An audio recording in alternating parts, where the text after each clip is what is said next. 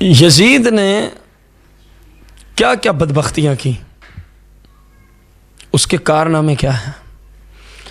ویسے تو یزید کے سیاہ کارنامے اتنے ہیں، کئی گھنٹوں کا لیکچر درکار ہے، لیکن میں مختصر کرتے ہوئے کربلا کے اندر اس بدبخت کے حکم پر امام علی مقام، آپ کے اہل بیت، سرکار کے صحابہ رضی اللہ عنہم اجمعین پر جو ظلم ڈھایا گیا کسی سے پوشیدہ نہیں۔ پھر یہ سن 61 ہجری کی بات ہے۔ پھر سن 63 ہجری کو آپ دیکھیں، واقعہ ہرہ کے نام سے کتب کے اندر یہ بات مذکور ہے۔ اس بدبخت لعنتی شخص نے، یزید نے، جہنمی نے، مدینہ منورہ کی مبارک مسجد میں اپنے فوجیوں کو آرڈر دیا کہ اس میں گھوڑے باندھے جائیں۔ مسجد نبوی میں 3 دن 3 رات تک اذان اقامت جماعت نہیں ہوئی۔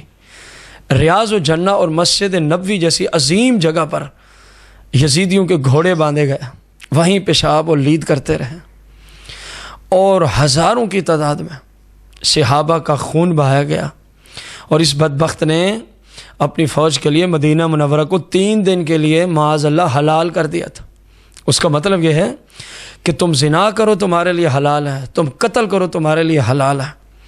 اور الیاذ باللہ سینکڑوں کی تعداد میں وہ پاک دامن عورتیں، مدینہ منورہ کی رہائشی عورتیں، یزیدیوں کی وجہ سے بغیر شادی اور نکاح کے جو حاملہ ہوئیں۔ اس لعنتی کا یہ بھی کارنامہ ہے، سیاہ کارنامہ۔ اور پھر اس بدبخت نے کعبہ مشرفہ پہ بھی حملہ کیا، اور کعبہ مشرفہ پر اس بدبخت نے پتھر برسوائے، آگ لگوائی۔ یہ ایسا ملعون شخص ہے۔ اللہ تعالیٰ مسلمانوں کو یزید سے ہمیشہ نفرت کی توفیق عطا فرمائے۔